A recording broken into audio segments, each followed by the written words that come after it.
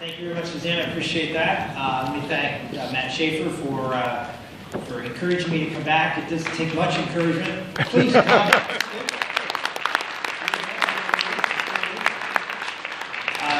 It doesn't take a lot of encouragement to get me to come back here to Tyler. I have some very fond memories for the first and frankly only time I've been here before was with a guy you might have heard of named Gomert. He's a good one. Louis was kind enough to help me when I was running for re-election to the Senate and held a little event for me here in Tyler, which was just one of the most fun. And I mean, folks here are great, and obviously folks who stand for life, liberty, and the values of this country. So when I had an opportunity to come back to Tyler, I jumped at it, and I'm glad I'm here.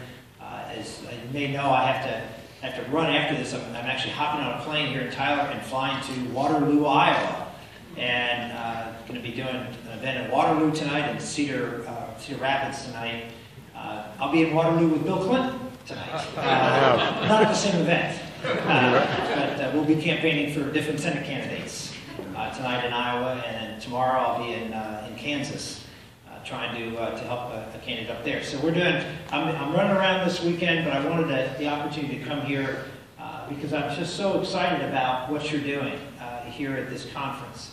I was listening to some of it in the other room over the speaker, and to hear this discussion going on, to hear you being prepared and given information to be able to go out and articulate the pro-life message is so important. I always tell this story, and it's something that's sort of the nut of my speech here, which is one of the reasons I think this country is changing. You know, when I campaigned in 2012, I would say, "Oh, America's changing, America's changing."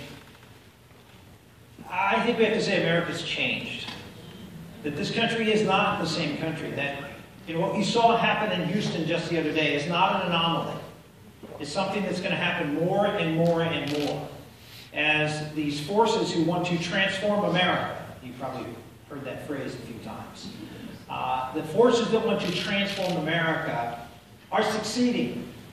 They're winning. They're winning on a lot of fronts. And the principal reason they're winning is not because there are more of them than there are of us. It's not because there are more people who are pro-choice than there are pro-life. It's not because there are more people who believe in a different view of the family, who believe a different view of religion, who believe in a different view of whether there is a God or not. On all those fronts, the people and the ideas represented here in this room are still the majority of Americans, and in most cases by a sizable number. So you ask the question then, why are we losing? And the answer is a sad but simple one. And the reason why we're losing, and this is why what you're doing here is so important, is because they want it more than we do, and they're willing to work harder than we are to succeed. And they know their stuff, they know how to win, they have a plan, and they work at it, they fund it, and they make it happen. In spite of what public opinion is. And they use every medium, every opportunity necessary. They use the popular culture, they use our educational institutions, they use the business community, and, of course, they use higher education, the elites. So they are working every avenue, and the courts, I might add, as the final. They use every avenue to push their agenda, and let's be honest about it, we have not fought back.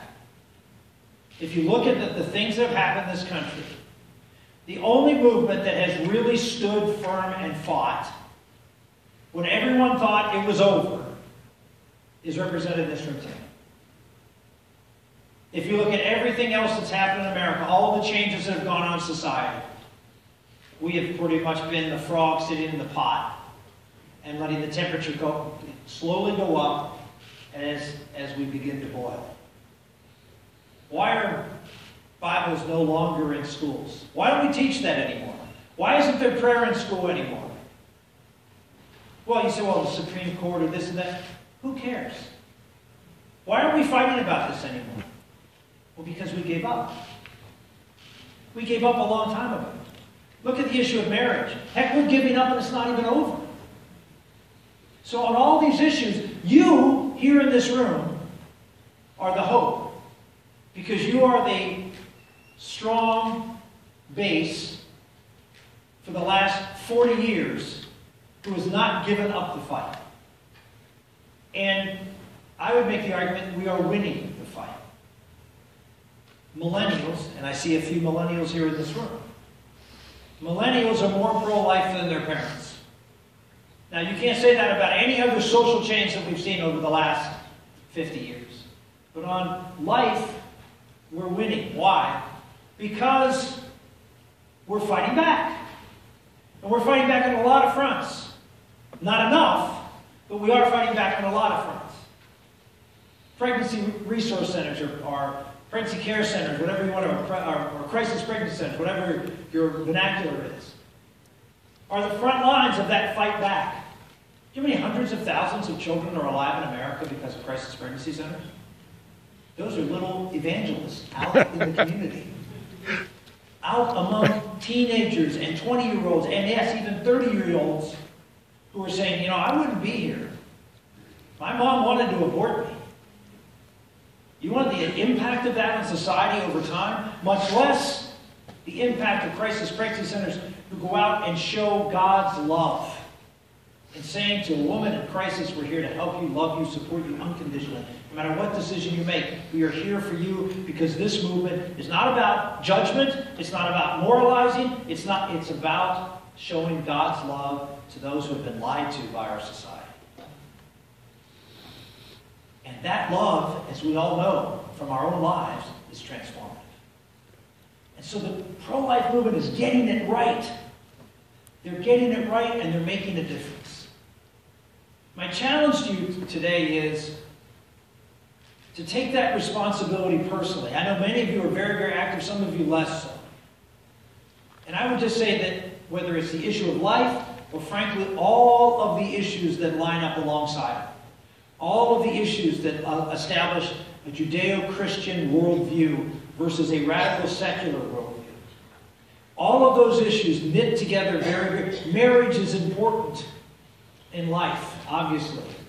They go hand in hand. All of these issues, religious liberty is important. If religion is relegated to the four walls of the church and only the things that the government allows you to preach, ladies and gentlemen, we have lost this battle for life. So all of these issues knit together.